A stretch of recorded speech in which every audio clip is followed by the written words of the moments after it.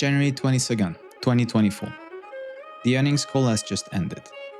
In the silence that follows, Archer Daniels Midland loses a quarter of its value. 24% gone. Not because crops failed, not because markets crashed, but because the CFO was placed on leave pending an investigation. Certain accounting practices in its nutrition division. Vikram III had been with ADM for over 20 years. By the end of that day, his office was empty. Now, here's what most coverage missed. This was not about one person cooking the books. 2 months later, CEO Juan Luciano announced a remediation plan. The issue?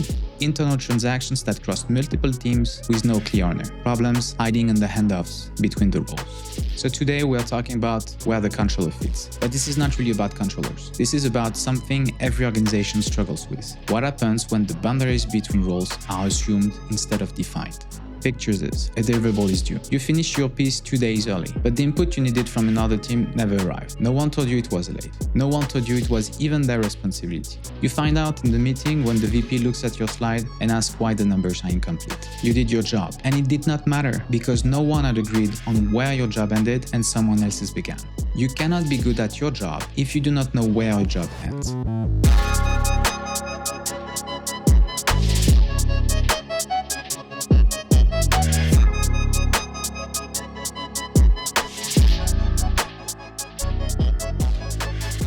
In lesson 1, you got a cycle map. You learn to name the cycle before you open the file. Close, outlook, budget, reviews. That map tells you what kind of work you are doing, but it does not tell you who is driving. Every organization has a person who becomes the default answer to who knows this. In finance, that person is often called the controller. In other functions, they might be the project lead, the operations manager, the person who has been there the longest. It sounds like respect. Ask them, they will know, but it is not. It is a symptom. When someone says a person knows everything, what they usually mean is, we do not know who actually owns this, so we route it to whoever will figure it out. Before I show you all these breaks, I want you to think about your own organization. Picture your last major deadline.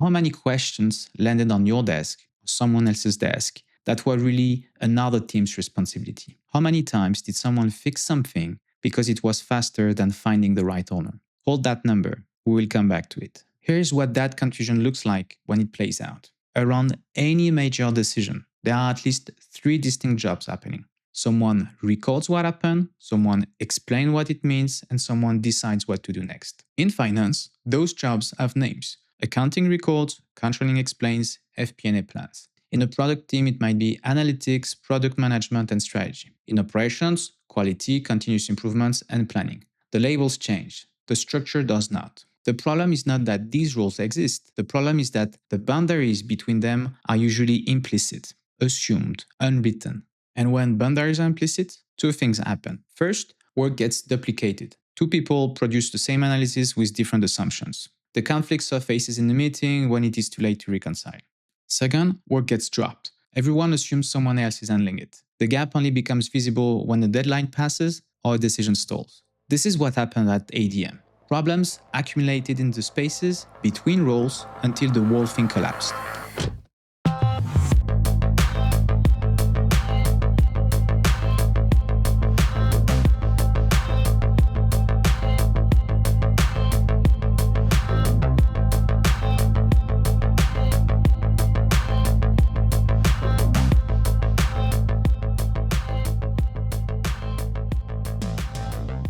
Let me show you how this scales. March 2023, UBS completes its emergency acquisition of Credit Suisse, the biggest banking merger since the financial crisis. Headlines call it a rescue. Behind the scenes, 2 entire organizations are trying to figure out who owns what. 2 years later, March 2025, UBS discloses a material weakness in internal controls. The auditor's warning cites problems that remained unremediated for several years at Credit Suisse. Dixit Joshi, who had been CS finance director, had flagged these issues before the merger. He told the board, these weaknesses will follow us. And they did. The problem persisted anyway, because when 2 organizations merge, every boundary becomes a question mark. Whose system is the source of truth? Whose processes governs? Whose people are accountable? These are not strategy questions. They are plumbing questions. And when the plumbing is unclear, everything above it eventually floods. And here is what I believe. Unclear boundaries are not a communication problem. They are a design failure, and design failures do not fix themselves. Things are progressing very well. We made shift very swift progress in integrating Credit Suisse. This place is under new management. Pause for 10 seconds. Think about your organization's last major transition, a reorganization, a merger, a new leader, a system change. How many boundary questions were explicitly answered? How many were left implicit? If you struggle to think of explicit answers, this is normal. Most organizations skip this work because it feels administrative. Then they pay for it in rework, conflict, and missed deadline. Birds.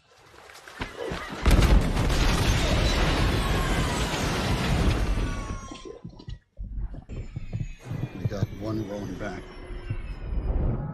My aircraft. Your aircraft. Get at the QR engine. Priority left. In that cockpit, there is no confusion about roles. The captain flies, the first officer runs the checklist and calls out readings. Every system has one person who cannot point somewhere else. That is not bureaucracy. That is how you survive when things go wrong. Now, let me show you the specific failure patterns. Whether you work in finance or not, this will feel familiar. Failure 1. Inputs arrive late. Someone upstream misses their piece and now everyone downstream is scrambling. Failure 2. Inputs arrive without a quality check. The deliverable is technically complete, but something does not add up. Now you are debugging someone else's work. Failure 3. Cutoffs are unclear. Someone makes a change after you thought the version was final. Your work is now wrong through no fault of your own. And failure 4. Assumptions change without documentation. A key input shifts, but there is no record of who changed it or why. When the number is questioned, no one can explain it. Every controller has lived these patterns. So has every project manager, every operations lead, every person who was ever dependent on someone else's work to do their own. The question is whether you treat this as bad luck, things fall through the cracks, or as a design problem that you want and can actually fix. What's that mean? That means we have 78 slices of chocolate cake, 99 French fries, 54 chickens, 38 salads, 255 cheese sandwiches due up in 8 minutes. So yes, they're fucked. I fucking told you. You didn't fucking tell me shit. Shut the fuck up. Shut the fuck up. Let me think for a fucking second. Here's the shift. Think back to ADM. Internal transactions crossing multiple teams. No clear owner. Problems hiding in the handoffs for years. 20 years of a career ending in a single morning. That is what own everything looks like at scale. And it works the same way at your level. When you try to own everything, when you become the person who fixes whatever lands on your desk, you end up owning nothing well. Your time goes to firefighting instead of the work that actually matters. Your credibility drops because you are always behind. And here's the worst part. Your colleagues stop owning their pieces because they know you will catch it. The hero who fixes everything is not a success story. It is a system failure wearing a human face. One accountable owner per deliverable. Always. Not two people who both think they are responsible. Not a team that collectively owns something. One name. And this is not my opinion. This is what the research on high reliability organization shows. It is what NASA learned. It is what every well-run operating room practices. One clear owner who cannot point somewhere else when things go wrong.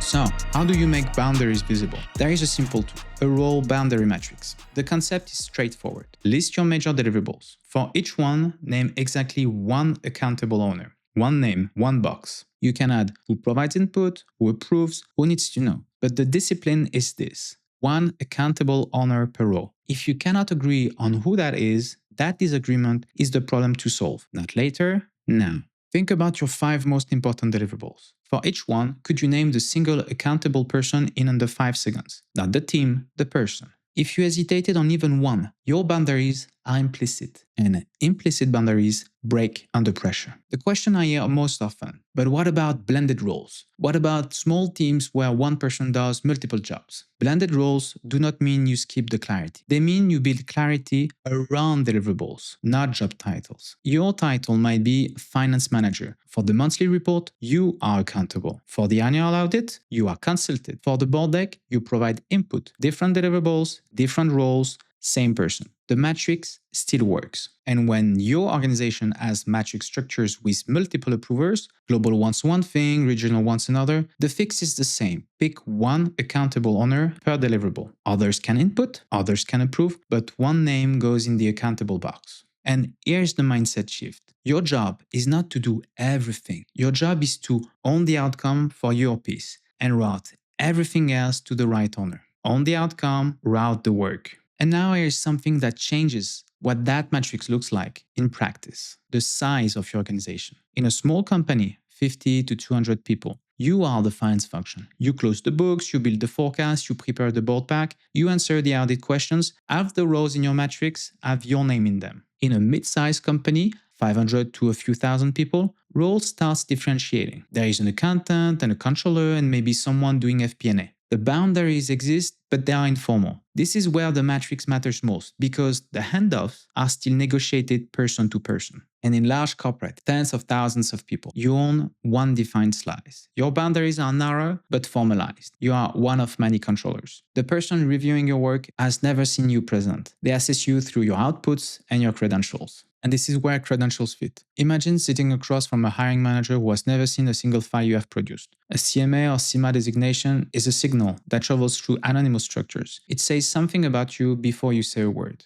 In a smaller company though, where the CFO sits 10 meters away and sees your work every week, that same credential matters less than whether you can actually run the close and build a forecast that holds up. Capability over certificates. Neither answer is wrong, but knowing which world you are in changes which investment makes sense right now.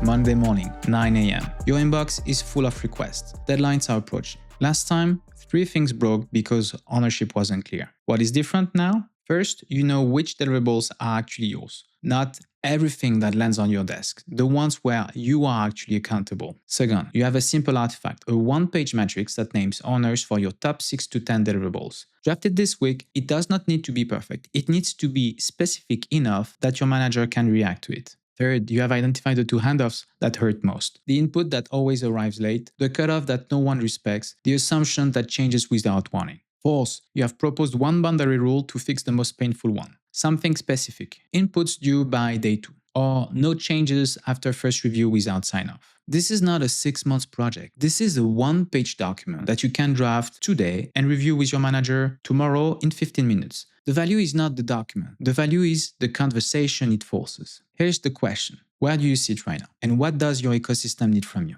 If you are in a small company, your edge is range. Build it. Document what you own so the next hire knows where they start. If you are in a mid-sized company, your edge is boundary conversation. Have it now before the next cycle forces it. And if you are in a large company, your edge is signal. Your work needs to speak for you in rooms where you are not present. Write this down: your company size, the width of your boundaries, and the one thing, capability or credential, that will make the biggest difference in the next 12 months. Add it to the bottom of your boundary matrix. Now you have a document that shows where you sit and what to build next. Your next major deadline is coming. The handoff that broke last time will break again unless you name it and fix it. Not eventually, this cycle.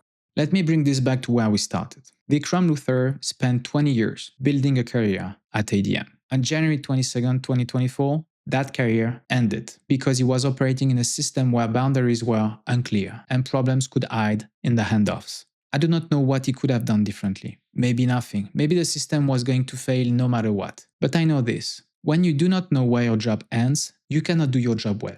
You absorb problems instead of routing them. You fix instead of deciding. You react instead of steering. If this sounds familiar, you are not alone. I've seen this pattern in plants, regions, product lines, corporate, companies of all sizes. The details differ. The structure is the same. Implicit boundaries work until they do not. And when they fail fast. Here's the shift that changes everything.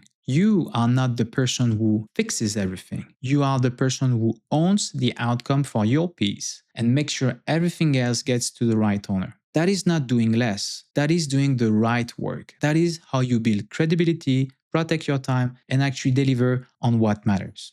The companion resources on GoFast.Finance include a template for the role boundary matrix and a diagnostic checklist for identifying your most painful handoffs. Start there. But again, here's the thing. You can have perfect boundaries and still fail. You can know exactly who wants what, sit in exactly the right place in the ecosystem, and still produce something fragile.